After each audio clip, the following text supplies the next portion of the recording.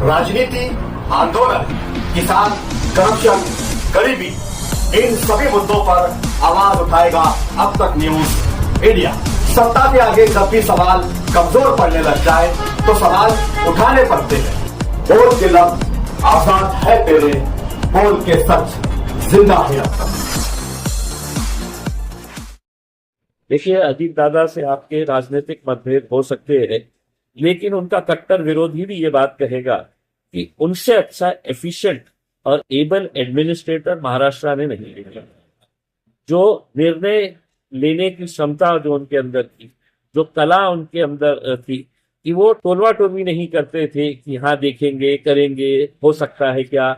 जो भी निर्णय लेना है वो जभी का जभी उसी जगह के ऊपर लेते थे। अगर होने वाला काम है तो वो मुंह पे बोल देते थे हाँ ये होगा, नहीं होने वाला है तो बिल्कुल साफ तरीके से बोलते थे कि ये काम नहीं हो सकता है इसमें। तो एक एबल एडमिनिस्ट्रेटर, अंग्रेजी में एक मन है वर्काहॉलिक, एक आदमी जिसका एक पैशन होता है काम करना, जिसकी एक दीवानगी, एक जुनून होता है काम करना, उसमें अजीत पवार साहब का नाम लिया जाता है। सारे लोग जानते हैं कि सुबह 6 बजे उठ के वो काम के ऊपर लग जाते थे। 7 बजे से तो लोगों से मिलना उनकी शुरुआत हो जाती थी और देर रात तक वो काम करते थे। मैं समझता हूं उनकी इस मौत से नुकसान से महाराष्ट्र को नहीं, हिंदुस्तान ने एक बहुत बड़ा नेता जिसका एक बहुत ही उज्जवल भविष्य था उसको खोया है। हम आज अपने तरफ से, अपने पार्टी AIMIM की तरफ से हम अपनी श्रद्धांजलि अर्पित करते हैं। इंक्वायरी करने की मांग की जा रही है। संजय राउत ने कहा है कि उन्होंने, देखिए बात स्वाभाविक है कि किसी भी बड़े नेता के जब इस तरह के हेलीकॉप्टर या प्लेन क्रैश के अंदर दुर्घटना होती है तो उसकी इंक्वायरी तो होती ही है। इसमें इस केस के अंदर भी इंक्वायरी होनी चाहिए, क्योंकि एक बहुत बड़ा नेता, अगर किसी की गलती रही है, क्या टेक्निकल फॉल्ट्स था, क्या था, ये सब इंक्वायरी के अंदर आएगा। लेकिन मैं समझता हूँ ये सेकेंडरी बातें है। जो नेता जाना था वो चले गया है इसमें। अब बाकी जो इंक्वायरीज है वो तो चलती रहेगी। 5 साल आप उनके साथ रहे विधानसभा में, कैसा अनुभव रहा उनके साथ? देखिए, मेरा जाती तौर के ऊपर, हम तो विरोधी पक्ष के अंदर बैठने वाले थे, लेकिन विधानसभा के अंदर जो 2 नेता जब भाषण देने के लिए बैठते थे तो सारे के सारे आमदार जो है वो आते थे हाउस के अंदर सुनने के लिए। और दुर्भाग्यवश ये दोनों नेता आज हमारे बीच में नहीं है। एक तो RR पाटिल साहब का भाषण बहुत अच्छा हुआ करता था और अजीत दादा का जो भाषण था वो बहुत ही स्टडीड होता था। वो पूरे के पूरे सत्ताधारी पक्ष को अकेले हैंडल करते थे।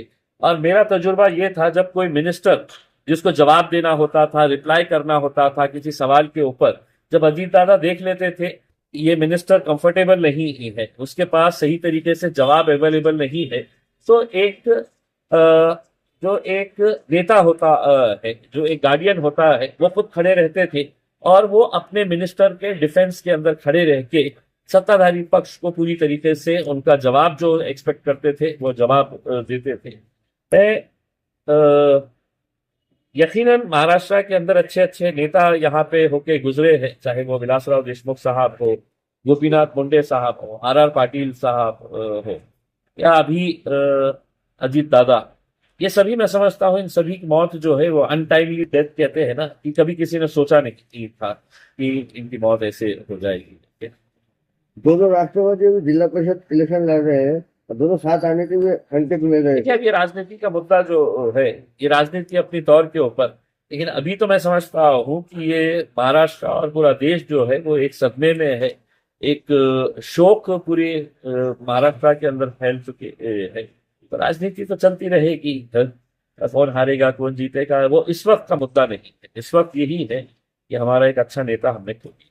तुबा कॉस्मेटिक कंप्लीट स्किन सॉल्यूशन आपके लिए लाया है धूप से बचाने वाली डे क्रीम, सौंदर्य चेहरे को गोरा करने वाली नाइट क्रीम, फुंसियों के लिए TC skin cleaner and serum, सर्दी में जिल्दों को ताजा रखने वाला मॉइस्चराइजर, 7 दिनों में गोरा करने वाली क्रीम, आंखों के नीचे कालापन को दूर करने वाला TC डार्क वे सीरम, हाथ और गर्दन का कालापन दूर करने वाला साबुन। हमारा पता याद रखें, कुसुम्बा रोड, औलिया मस्जिद के सामने, तुबा कॉस्मेटिक कंप्लीट स्किन सॉल्यूशन।